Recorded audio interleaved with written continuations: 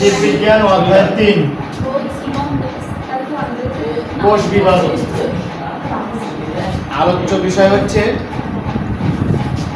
মাইটোসিসের গুরুত্ব। কোষ বিভাজন কয় প্রকার?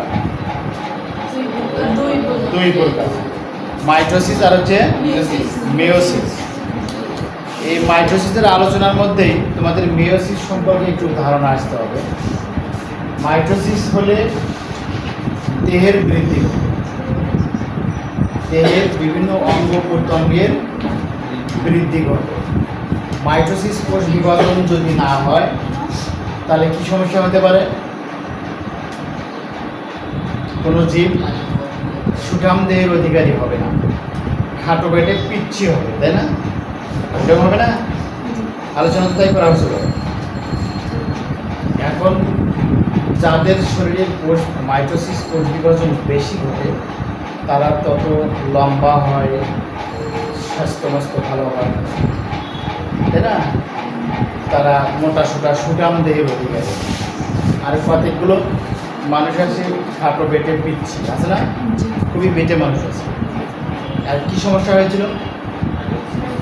হ্যাঁ, আর জীবনের কি সমস্যা হয়েছিল? আর মাইটোসিস কোষ বিভাজন কম হয়েছে, বুঝলি? এখানে এই যে রকির মাইটোসিস কোষ বিভাজন কম হয়েছে, এই জন্য সে হালকা পাতলা গরম হয়েছে। আর মায়ের কোষ বিভাজন বেশি হয়েছে, এই জন্য সে সুঠাম দিয়ে মেয়েদের মধ্যেও এখন তোমরা কেরা কি অবস্থা সেটা বুঝে না, তাই না?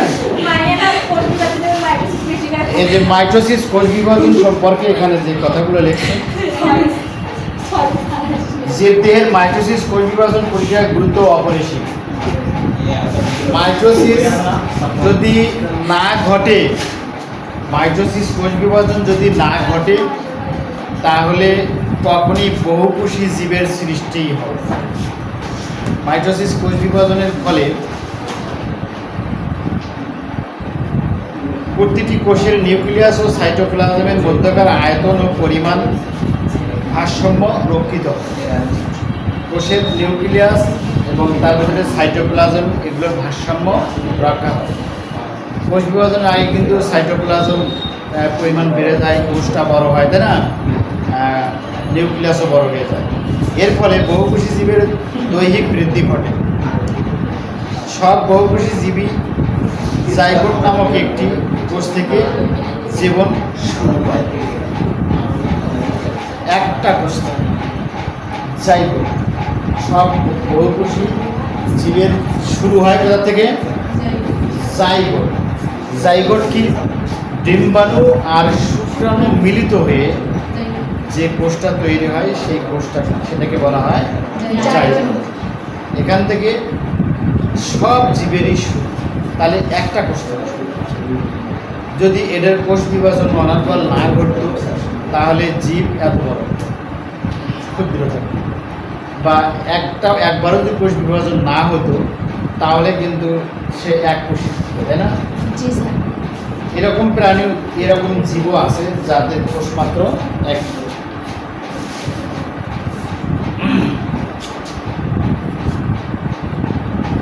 আপাত দৃষ্টিতে মনে হতে পারে একটি কোষের দুইটি থেকে চারটি, চারটি থেকে আটটি, এভাবে কোষের সংখ্যা বৃদ্ধি পেতে থাকলে একটি কোষ থেকে সম্পূর্ণ একটি জীব, যেমন মানুষ, প্রায় 30 ট্রিলিয়ন কোষ গঠিত হয়ে বুঝি অনেক লম্বা সময় প্রয়োজন হয়। এটা আমরা মনে করি যে অনেক লম্বা সময়ের প্রয়োজন হতে পারে। মানুষের দেহে প্রায় কোষ কতগুলো আছে? এটা কিন্তু নবীর দিকে আসতে পারে। 30 ট্রিলিয়ন। ট্রিলিয়ন বোঝো? ট্রিলিয়ন বোঝো? কি বলো দেখি? হ্যাঁ, 1000 মিলিয়নে 1 ট্রিলিয়ন, অনেক বড় সংখ্যা। কিন্তু 10 লক্ষ হচ্ছে 1 মিলিয়ন, 1000 মিলিয়নে 1 বিলিয়ন, না বিলিয়ন, 1000 বিলিয়নে 1 ট্রিলিয়ন, এরপরেও সংখ্যা একটা আছে, এটাও মাথায় রাখবে। 1000 ট্রিলিয়নে হয় 1 টেট্রিলিয়ন। টেট্রিলিয়ন এ পর্যন্ত সংখ্যার গণনায় টেট্রিলিয়ন পর্যন্ত আছে, তবে টেট্রিলিয়ন পর্যন্ত হিসাব অনেক মানে যেগুলো অনেক বড় খুব ব্যয়বহুল দেশ তাদের যায়, কিন্তু আমাদের দেশে অত বড় হিসাব যাওয়া থাকে।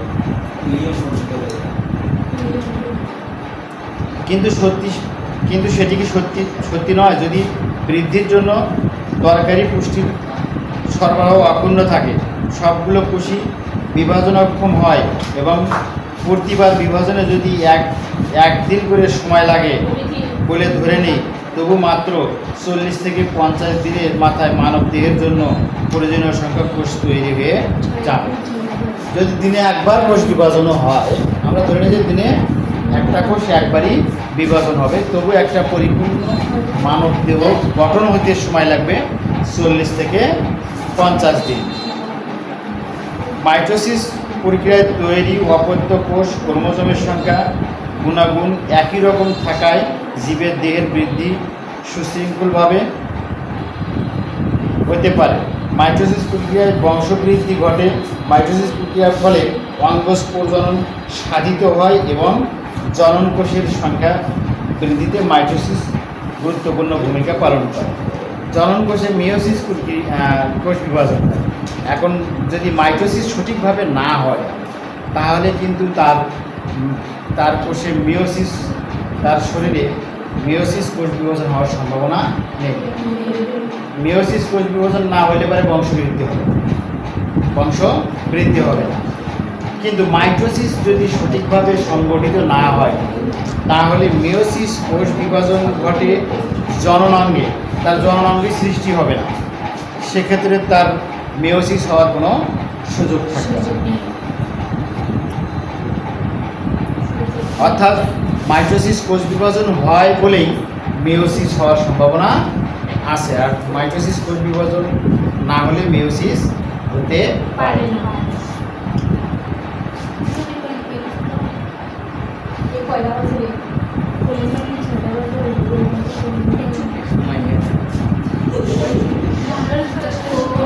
কিছু কিছু জীবকোষ আছে যাদের আয়ুষ্কাল নির্দিষ্ট। একটা বিষয় খেয়াল করে, কিছু কিছু জীবকোষ আছে কি নির্দিষ্ট সময় পরে মারা যায়, সেই কোষগুলো কি হয়? মৃত্যু হয়, মারা যায়।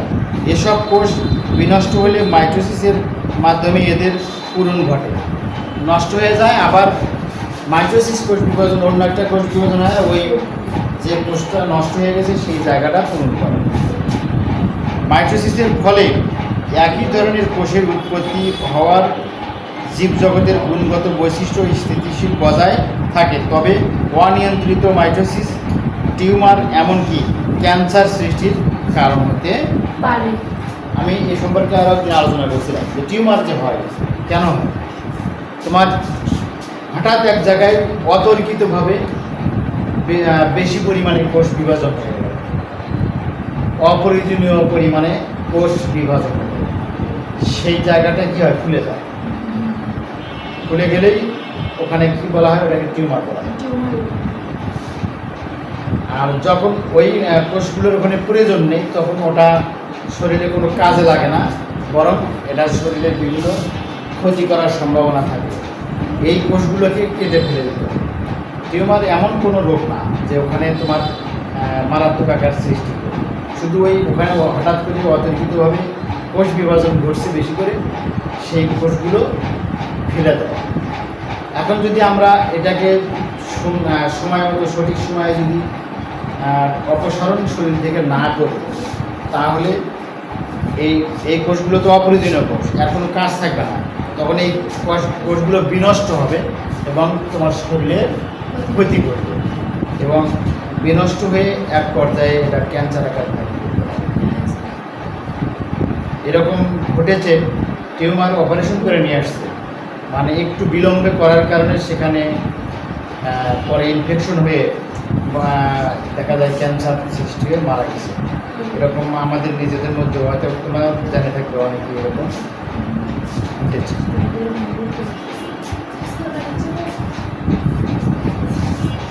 টিউমার, ক্যান্সার ও শব্দগুলো সাথে আমরা সবাই পরিচিত। এগুলো স্বাভাবিক কোষ বিভাজনের ফল। মাইটোসিস কোষ বিভাজনের প্রক্রিয়া একটি থেকে দুইটি থেকে চারটি এভাবে কোষের সংখ্যা বাড়তে থাকে, কিন্তু কোষ বিভাজনের প্রক্রিয়ায় নিয়ন্ত্রিত থাকে। কোনো কারণে এই নিয়ন্ত্রণ নষ্ট হয়ে গেলে অস্বাভাবিক কোষ বিভাজন চলতে থাকে। এর ফলে টিউমার সৃষ্টি হয় এবং প্রাণঘাতী প্রাণঘাতী যে টিউমার সেটা কি হয়, সেটাকে বলা হয় ক্যান্সার। কোষ এর নিয়ন্ত্রণকারী অস্বাভাবিক কোষ বিভাজনের ফল। গবেষণায় দেখা গেছে বিভিন্ন ধরনের রোগ জীবাণু, রাসায়নিক পদার্থ কিংবা তেজস্ক্রিয়তা ক্যান্সার কোষ সৃষ্টিতে সহায়তা করে। আমরা বিভিন্ন ধরনের রাসায়নিক দ্রব্য ব্যবহার করি, খাদ্যের মাধ্যমে ব্যবহার করি, বা বিভিন্ন চিকিৎসা ক্ষেত্রে কতগুলো রঞ্জক পদার্থ ব্যবহার করি পরীক্ষা নিরীক্ষা করার সময়। যেমন এক্সরে করার সময় যে রশ্মিটা নিঃসৃত হয় সেটা রঞ্জক রশ্মি।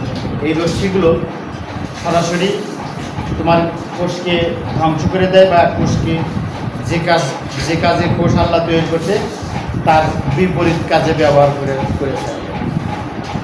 আমার নিজের মামাই একজন মারা গেছে এই মানে বারংবার এক্সরে করা গেল, অন্তত 30-35 বার এক্সরে করা হয়েছিল এই হাতে আঘাত পেয়ে। সেই জায়গায় বারবার এক্সরে করার কারণে ওই রঞ্জক রশ্মি বারবার গেছে, যাওয়ার কারণে ক্যান্সার হয়ে সকালে মারা গেছে। এই জন্য এক্সরে, যদি কারো এক্সরে করার প্রয়োজন হয়, ভালো কোনো ডায়াগনস্টিক সেন্টার যাদের এক্সরের মান ভালো সেই জায়গায় একবারই করবেন, যাতে নিখুঁতভাবে এক্সরেটা হয়। এক জায়গায় করলেন সাকসেস হলো, ফির আর এক জায়গায়, যাতে আর অন্য রোগ ধরার সুযোগ। সহস্রাধিক জিনকে ক্যান্সার কোষ তৈরি সহায়ক হিসেবে শনাক্ত করা হয়েছে। উদাহরণ দেওয়ার জন্য বলা যায় হিউম্যান পেপিলোমা ভাইরাস E6 এবং E7 নামের দুইটি জিন এমন কিছু প্রোটিন সৃষ্টি করে যা কোষ বিভাজন নিয়ন্ত্রণ প্রোটিন অনুসরণকে স্থানচ্যুত করে। এর ফলে কোষ বিভাজন নিয়ন্ত্রণ নষ্ট হয়ে যায় এবং সৃষ্টি হয় জরায়ুমুখী টিউমার। এটা কিছুদিন আগে কিন্তু এই দিল, ভ্যাকসিন দিয়েছে সবাইকে, তাই না? অনেক সময় এই দুই জিন কোষের জিনের সাথে একীভূত হয়ে যায় এবং কোষের বৃদ্ধি নিয়ন্ত্রণকারী প্রোটিন অণুগুলোর কাজ বন্ধ করে দেয়। সৃষ্টি হয় ক্যান্সার কোষ কিংবা ক্যান্সার। অনেক ধরনের ক্যান্সার রয়েছে এবং সেগুলো সবই কম বেশি মারাত্মক রোগ। লিভার, ফুসফুস, মস্তিষ্ক, স্তন, ত্বক, কোলন এবং জরায়ু ইত্যাদি, অর্থাৎ দেহের প্রায় সব অঙ্গেই ক্যান্সার হতে পারে। এইটুকু পড়া থাকছে। তোমরা এরূপে কালকে নৈবেদ্যিক প্রশ্ন ধরবো, বুঝছো?